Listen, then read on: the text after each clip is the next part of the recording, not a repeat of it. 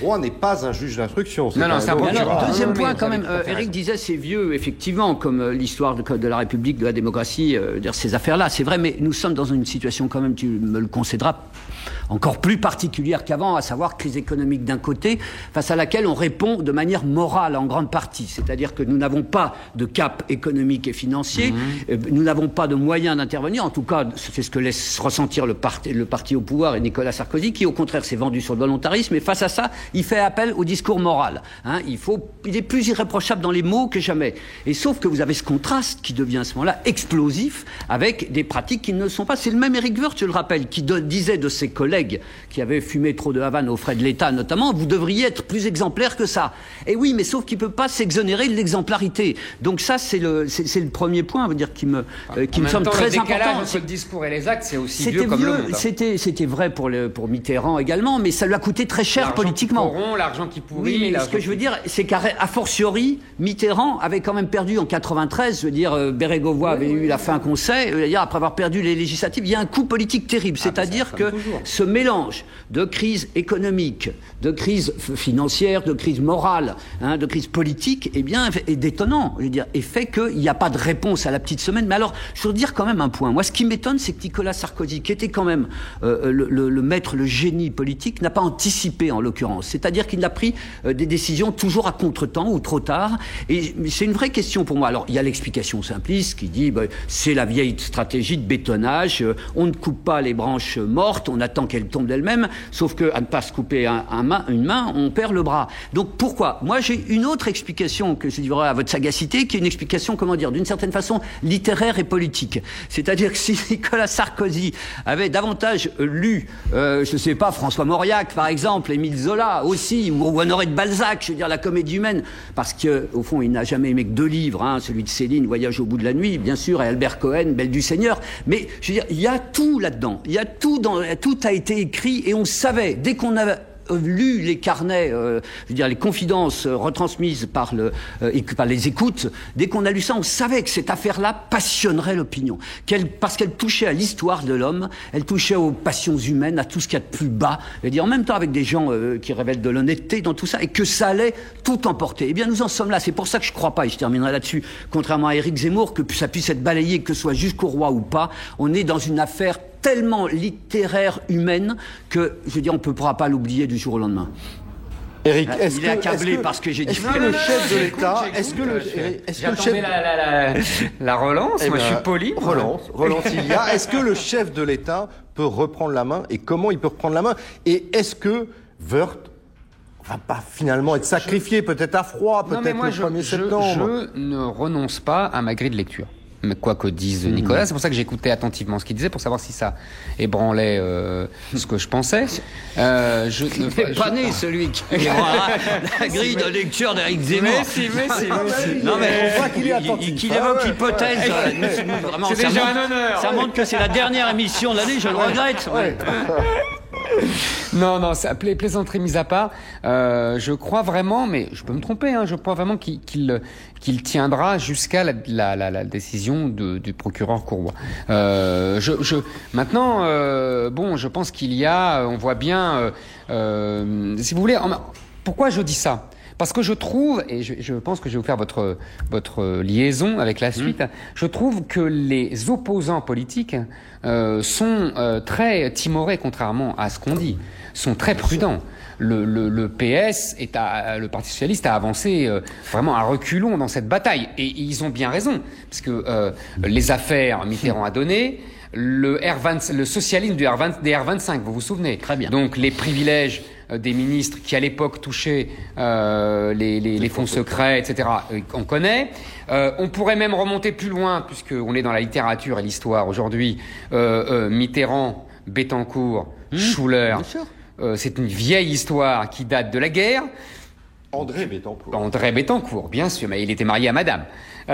Donc tout ça, évidemment, le Parti Socialiste qui sait tout ça, Martine Aubry qui sait tout ça, est avancé très timidement. Il n'y a que Montebourg, mais comme d'habitude, puisque Montebourg a fait de la morale publique son cheval de bataille. Et puis, on nous dit toujours, et c'était l'argument de l'UMP, on nous dit toujours oui, ça va faire le jeu du populisme. Ça, c'est le nom de code aujourd'hui politiquement correct du Front National. Oui, c'est ce que François Baroin disait, le Front National. Mais tous, ils ont, évidemment. Sauf que je vous fais remarquer que le Front National, Jean-Marie comme Marine, eux aussi sont fort discrets dans cette bataille. Ils n'en rajoutent pas. Ils ne jouent pas du tout les procureurs. Et pour quelle raison alors ? Mais pour des raisons... Parce que c'est vrai qu'on peut avoir l'impression que c'est du pain béni pour la famille Le Pen. Parce que d'abord, c'est beaucoup plus complexe que ça. Les prises les réactions de la famille Le Pen, comme vous dites, sont beaucoup plus complexes que ça. Qu'est-ce qu'on sait, eux, de leur... comment vous dire ? Si vous voulez, je pense que leur réactivité politique est beaucoup plus forte dans une affaire comme l'affaire Frédéric Mitterrand. Là, on sent bien, ils sentent que leur électorat va réagir tout de suite, parce qu'il y a la morale, mais sur le plan des mœurs, etc.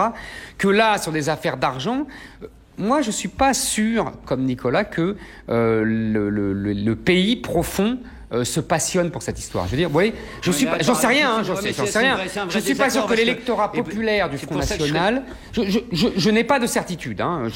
J'émets des hypothèses. Il y a deux choses différentes. Est-ce que l'électorat populaire du Front National est vraiment passionné par cette histoire ? Je ne suis pas sûr. Je pense qu'il a d'autres préoccupations. Peut-être que je me trompe, ou peut-être même il est mitridatisé, selon le fameux mot qu'affectionnait le regretté Philippe Séguin. C'est-à-dire qu'il pense depuis longtemps que tout se pourrit et que de toute façon ça ne changera rien. C'est possible aussi. Il y a deux choses différentes. En tout cas, vous m'accorderez, je finis là-dessus, la grande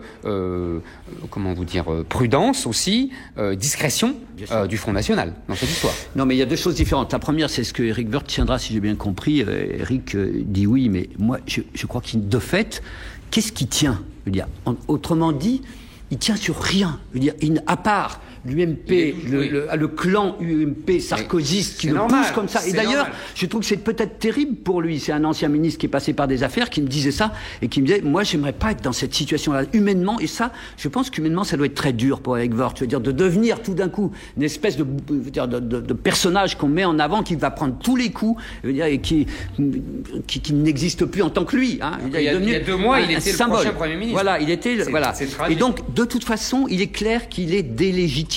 On peut raconter n'importe quoi. Il ne pourra pas faire la réforme des retraites. Mais non, et il ne peut même pas faire passer un amendement à l'Assemblée nationale sur le dialogue social dans les petites entreprises. De même, ses collègues ne peuvent pas faire passer au Sénat la réforme des collectivités locales. Je veux dire, on a un gouvernement qui déjà, nous en étions d'accord sur ce point avec Éric, n'existait guère, puisque Sarkozy faisait tout. Mais maintenant, il n'existe plus du tout. C'est-à-dire, à quelques exceptions près, je veux dire, il n'a plus d'autorité.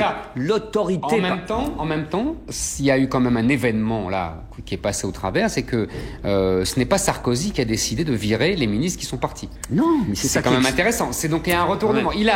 Joyandet, par exemple, est un ministre qui a existé une fois dans sa vie de ministre, dans sa démission, puisque là, dans sa démission contre l'avis de Nicolas Sarkozy. C'est ce que je voulais dire. Exactement. Sarkozy lui téléphonant en colère et lui faisant ça avec voilà. Et d'ailleurs, vous avez remarqué que Fillon a réussi à mettre dans le bateau, à jeter dans le bateau les cigares de blanc, mais qu'il n'a pas réussi à jeter dans le même bateau Ramayad et Fadela Amara, dont il serait bien débarrassé. Il nous reste quelques secondes. Vous pensez tous les deux, effectivement, que ce gouvernement ne passera pas l'été ? Non, mais je crois que c'est pas la question. Je pense qu'il ne passera pas. Il est mort de toute façon. La question est de savoir si, pour la nouvelle équipe gouvernementale, Nicolas Sarkozy arrivera enfin à déterminer un cap clair, c'est-à-dire qu'il ne soit pas un alignement sur l'Allemagne, mais qu'il soit une vraie politique qui articule. Alors lui, il croit que c'est pas possible. Moi, je pense que c'est possible. Hein. Et puis, à partir de cette politique-là, et qu'il soit une politique juste, je veux dire, qu'il soit une politique éthiquement, je veux dire, où les efforts soient répartis. Mais pour ça, il faut déterminer. C'est pour ça qu'il ne peut pas parler aujourd'hui. Quel sens y aurait-il à parler ? Il n'y a rien à dire là-dessus. S'il a quelque chose à dire, il faut qu'il parle immédiatement. Il n'a rien à dire en quelques secondes, Nicolas Sarkozy ? Vous avez toujours quelque chose à dire avec vous. Au moins une conclusion. Non, pour l'instant, là, je serais d'accord avec Nicolas. Il n'a rien à dire. Et là où je ne suis pas d'accord avec Nicolas, c'est que le fond de l'affaire qui est occulté par Woerth, c'est l'alignement total de la France sur la politique allemande, alors qu'on a résisté pendant 6 mois.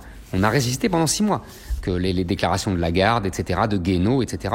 Et c'est ça le fond de l'affaire qui est complètement oublié aujourd'hui. On s'aligne sur une politique dont on ne voulait pas et dont Sarkozy ne voulait pas. Merci Éric Zemmour, merci Nicolas Demenac, très bonnes vacances à vous deux, bien méritées. Voilà, on se retrouve à la rentrée. Tout de suite un nouveau JT sur iTélé.